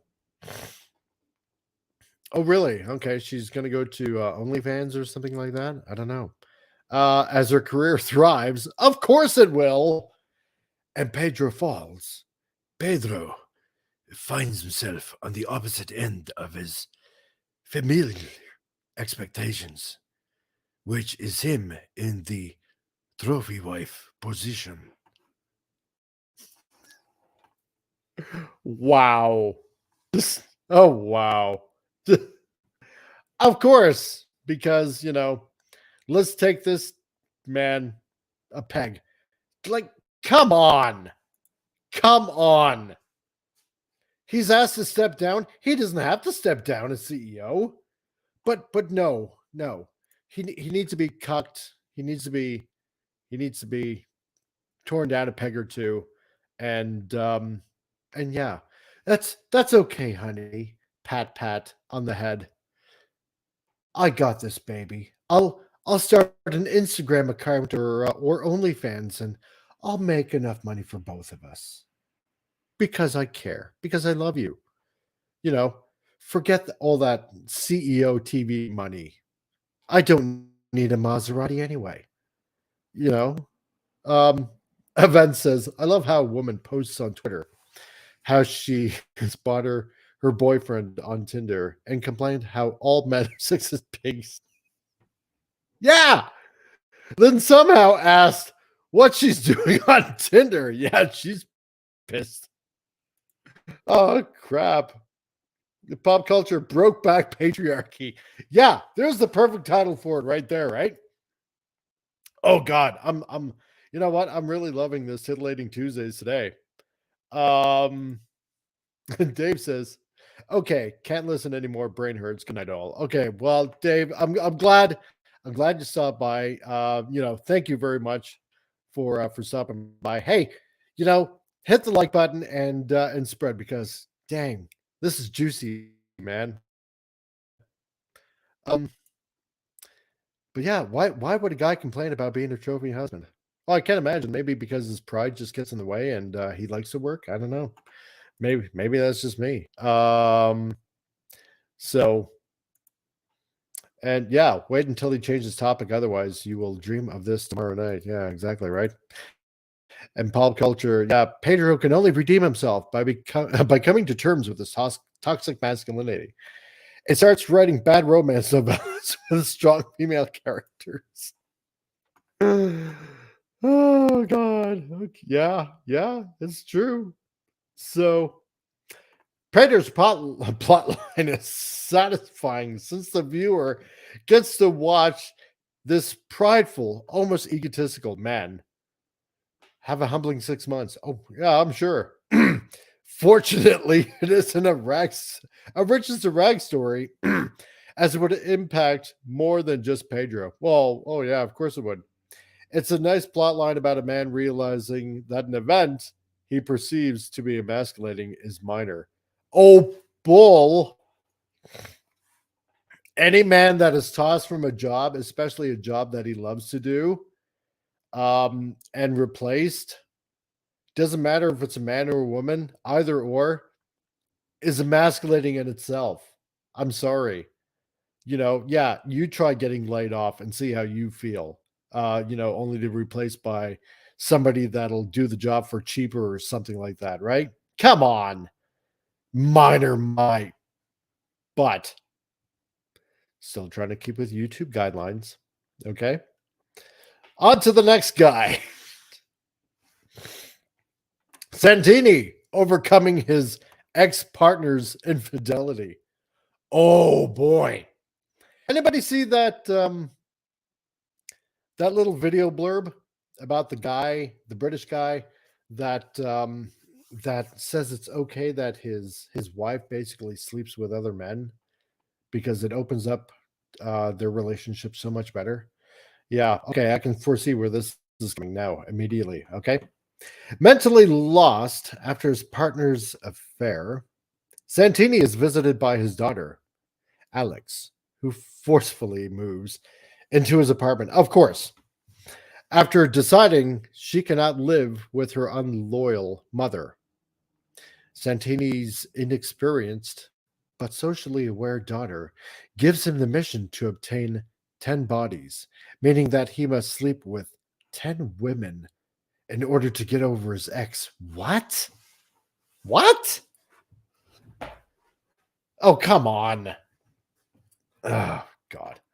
At first, Santini refuses, but after his daughter's persistence and opening dating app profiles for him and booking him several dates, Santini gives in to see if becoming a womanizer would really help kill his love for his ex-wife. Oh my God. God, you can see this is already a trash film or trash series. This is not a comedy. This is damn pathetic. What daughter? Okay, I can see the daughter being, pretty ticked off with mom being unfaithful to dad. I can see that, okay? And as a dad that has, a few daughters, I cannot see a daughter saying, "Here, dad, let me open a dating app and you know what?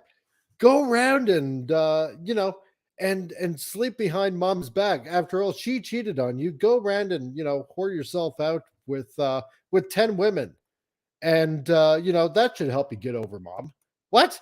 This is bull crap. No daughter. No, especially an older daughter, because obviously, like it says, she moves into dad's place.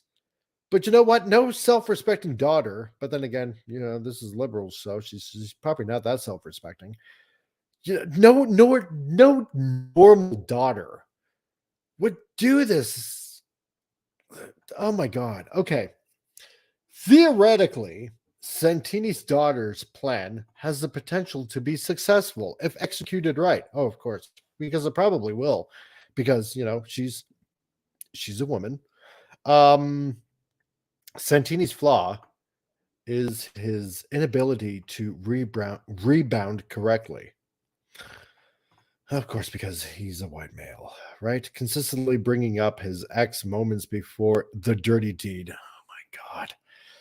And bringing his dates to his ex and his ex. What? And bringing his dates to his and his ex's wife's first date location. Oh, God.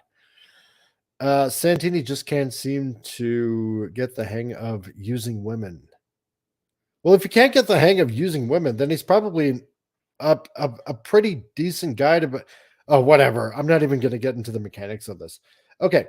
Santini's storyline is a nice contract to other plot lines centered around diminishing their toxic masculinity. Of course, it is. Although it is debatable if it could be called toxic masculinity, since consent is expressed and through communication that women are being used happens before the sex. Viewers kind of find themselves wishing Santini would go. Oh, God.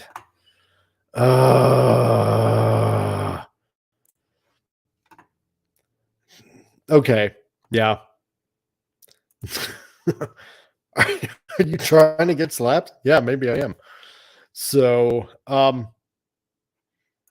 yeah, it's okay, Dad. Play the field, right? Exactly. I'm glad, and in a way, I'm kind of glad I found this article because, oh boy, somebody else is going to be reporting on it, and you know what? If I don't, what a scoop! So, yeah, replace those guys is horror movie leads. Yeah, I want to see the old Jason, Freddy, Ghostface, and Pinhead. Yeah, right. Oh boy, yeah. Raul. Okay, well, let's move on to Raul because it can't get any more pathetic, right? Raul realizes his double standards. Of course he does. Raul is introduced to a woman who seems to be his partner as they are getting redressed from an implied intimate session.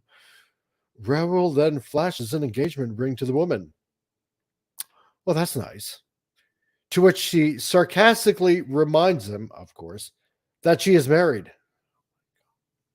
So you're fooling around with a married woman. Well, don't date her. Don't fool around with her because if she's unfaithful to her husband, she'll be unfaithful to you. This is not a no-brainer. But then again, considering the content so far, apparently he has no brains, and neither does she. It turns out that this is the ring that Raoul plans to propose to his girlfriend with that night's dinner. That is until his girlfriend uh lose. I'm sorry, Spanish. Proposes and said that they expand their relationship to an open relationship. Of course, let's bring more people into it. We couldn't possibly make this any more, into Sodom and Gomorrah, right? Why not? Uncomfortable with the idea of other men with lose, Raoul has to face his karma. Oh God, has to face his karma and hypocrisy as the ultimatum from Luz was to accept an open relationship or that she will exit his life. Good. Don't accept it. An effort to make his open relationship work, Raoul sets up some rules that the couple must follow in order for the open relationship to work for both of them. Oh my God. Raoul is taken on a road to self realization and he finds that he has already crossed these boundaries. Sweet mother of God. God, this just gets worse. This just gets worse. You know what? And this is why I've started this channel. This is, you know what? This is what I'm reminded of more and more. Yeah. Oh, look, it keeps rolling downhill. It does, isn't it? Okay. Now, listen, guys, or, to any of you watching right now, or any of you that are tuning in or are going to watch this later. Okay. Listen, without getting all religious on you. Okay. Because that's not the point.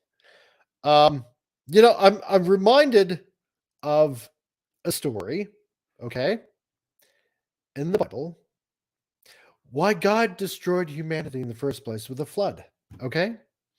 Because, wickedness has spread all across the earth, and God was pretty disappointed at what had happened to humanity. Let's put it that way, okay? And because of the wickedness that had spread throughout the earth. And so he decided to, you know, essentially destroy the earth with a flood, save Noah and his wife and his sons and their wives, right? To save humanity because Noah was pure in his generations. Let's put it this way. So, keeping that story in mind, okay, later on in the Bible, where it says that basically, that the end of days, will come as in the days of Noah. So, you know what?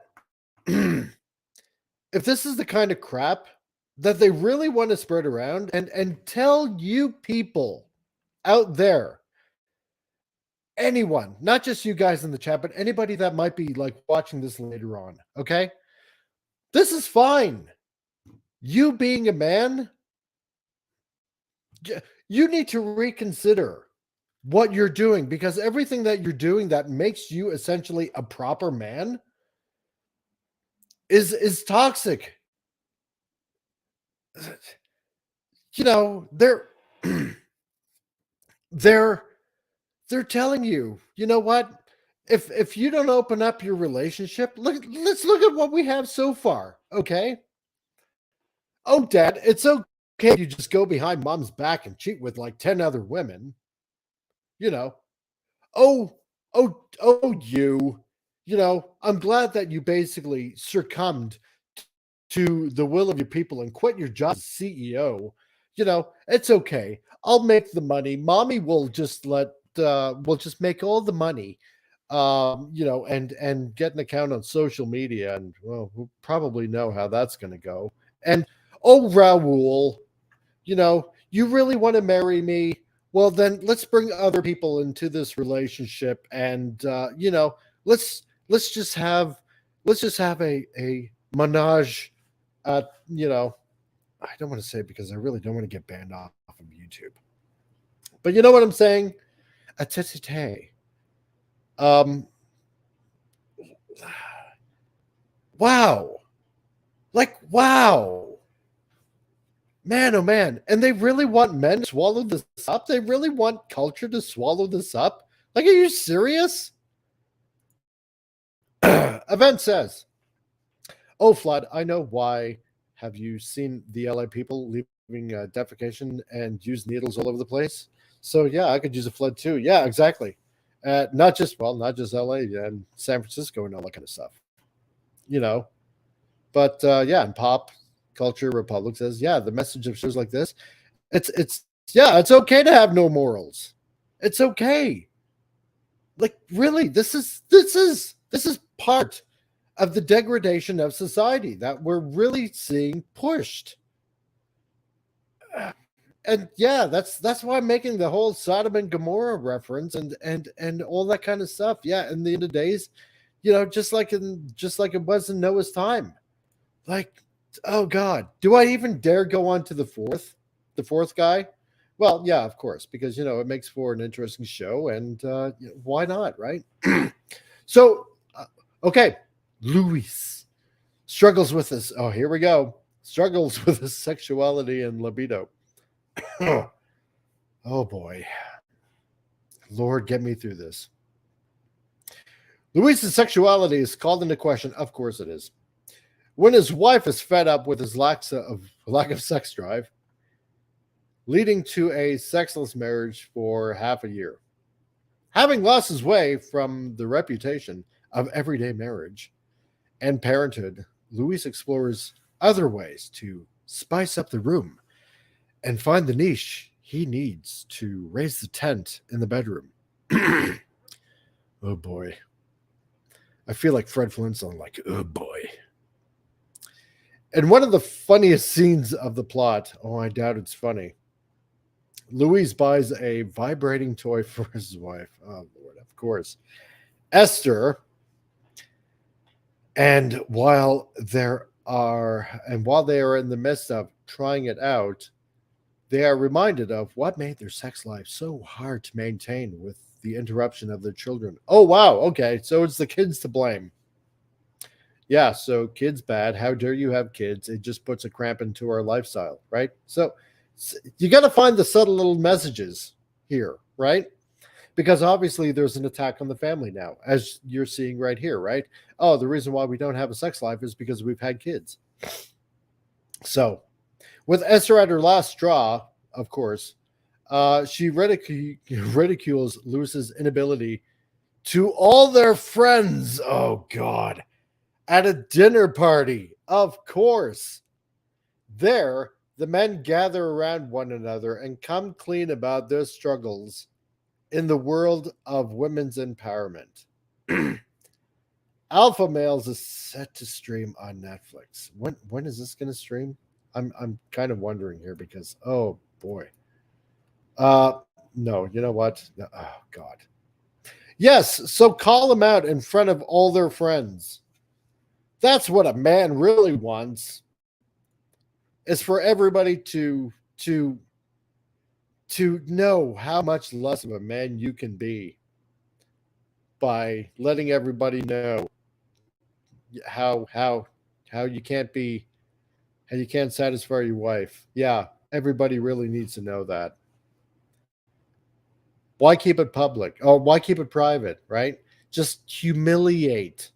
See, and this is what it's about: taking the man down. You know what? I wouldn't even do this.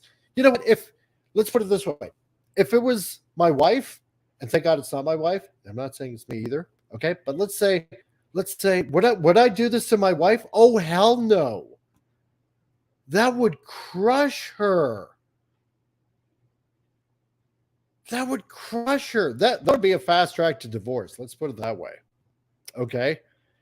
Um, Froggy Brain says, "Oh, nice to know that you're still here, Foggy Brains. Awesome. Modern feminism is killing real men. Damn right, dude. Jordan Peterson has stated this, and and uh, and and it's messed up. Yeah, it's messed up. It is messed up. Yeah, called it exactly. Event and pop culture. Yeah, here we go. Dude struggles with his sexuality. Exactly. Right. But like I said, if God, if I did that, yeah, it does sound horrible, doesn't it? It really does. And like I said, if I did this to my wife, damn, that's a fast track to divorce. There's no way I would do this to my wife. Like, honestly, who in their right minds? This is a woman writing this, directing this. Like, if she thinks this is okay, I would hate to have this person as my wife. But they're trying to normalize this. This is not normal. This is cruel, sadistic behavior. None of these women I would want as a partner, as a wife, as a girlfriend, whatever.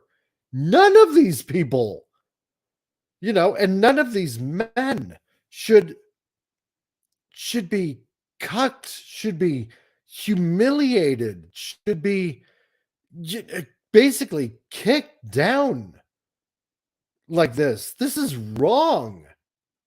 This is so wrong. You know. Yeah, you think she's married now? Yeah, that's funny. Yeah, exactly. Yeah. Well, it wouldn't surprise me if this director, if I looked up her name, it would not surprise me that she's married or she's lesbian. Like those new feminists, right? It wouldn't surprise me. That God. In one way, I'm glad that I clicked on this article to share. Uh, on the other hand, this is shameful. This is really shameful. I'm glad that it filled up 2 hours because wow, there's a lot that we talked about, but whoo, damn. Yeah, Pop Culture Republic says, yeah, this is about normalizing terrible behavior in people. It is. It really honestly is. This is not normal behavior. You know, this is not the way I was raised. I have a loving mother and father. That had been married over 50 years. They're still together, still married to this day. Um, this is not how a wife should treat her husband, and vice versa. This is not how a man should treat his wife. Um, damn, damn, dude, dang. Um, yeah, wow. Um, um, yeah, this. Oh boy, talk about news to report, huh? Tell you that much. I got some interesting videos to make. Um, can I tell you?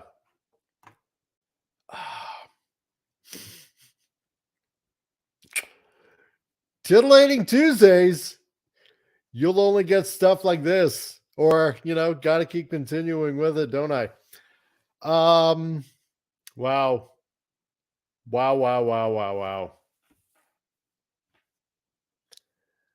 I make for some very interesting content. I'll tell you that much. So, but you know what? Yeah, been going up for 2 hours. So you know what? I know a lot of you guys were listening in the chat and lurking because I know that some of you are working and listening in. So you know what? I want to say to a lot of people, thank you for showing up today. I really honestly do appreciate it.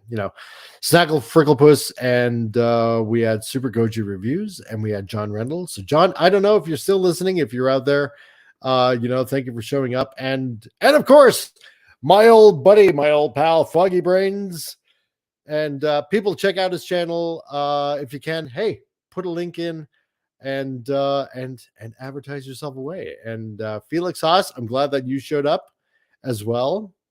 And the Last Wanderer, glad that you're here, buddy. If you're still here, I hope you're still here, and I'm glad that you're watching. And Pulp Culture Mechanic, and nice of you that you dropped by. And of course, Pulp Culture Republic, that is obviously still here. And Event Progenitor, thank you also for stopping by. I greatly appreciate it. And David CT, I don't know if you're still here or if you were just popping in. And Pops as well. Glad that you showed up. And Christopher Dominguez, I don't know if you're still here, but again, welcome to the show, and I'm glad that you stopped by. And everybody else, I'm glad that you guys stopped by to take part in another Titillating Tuesdays. So I wonder if they'll digitally enlarge certain parts, like in Black Panther 2. Oh, dude, don't go there. Not now. Yeah, cool stream, good for a laugh and a cringe. Exactly. You know what? Hey, you gotta take the good with the bad, right?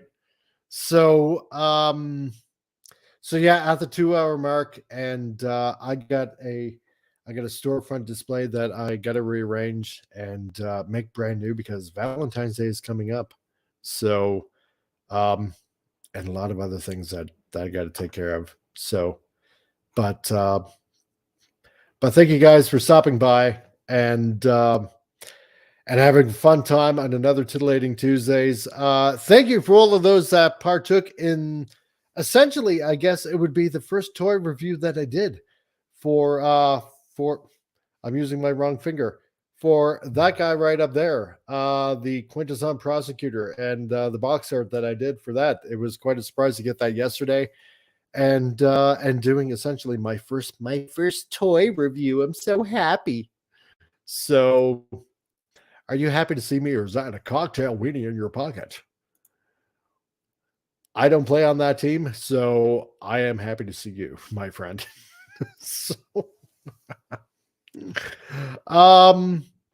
so stay tuned for another Titillating Tuesday next week. Don't know what we're going to be talking about, but hopefully it's as fun as this one. And you know what? Yeah, maybe I'll report on another Netflix show that might be coming out and whatnot. So, and to my wife, if you are listening, I will be here probably for another hour and a half because, yeah, like I said, I got a storefront that I got to make anew, and some other stuff that I got to do. So I love you, and thank you for not being any of these wives on this Netflix show that is soon to come out. I love you, and I appreciate you, and no, I am not cucking. So so from all of me to all of you in the chat, this is the Comic Relief Crusader. I'll see you next week. Hit the like button, please. It really helps out. Leave a comment afterwards and spread the link. It really helps me out. Getting closer to 1,000 subscribers. I'm just looking for the hours to eventually get monetized eventually. And you guys really help me out with that. I really appreciate all of you. So from all of me to all of you, I'm going to say goodnight, and this is Comic Relief Crusader. I'll see you next week. Cheers.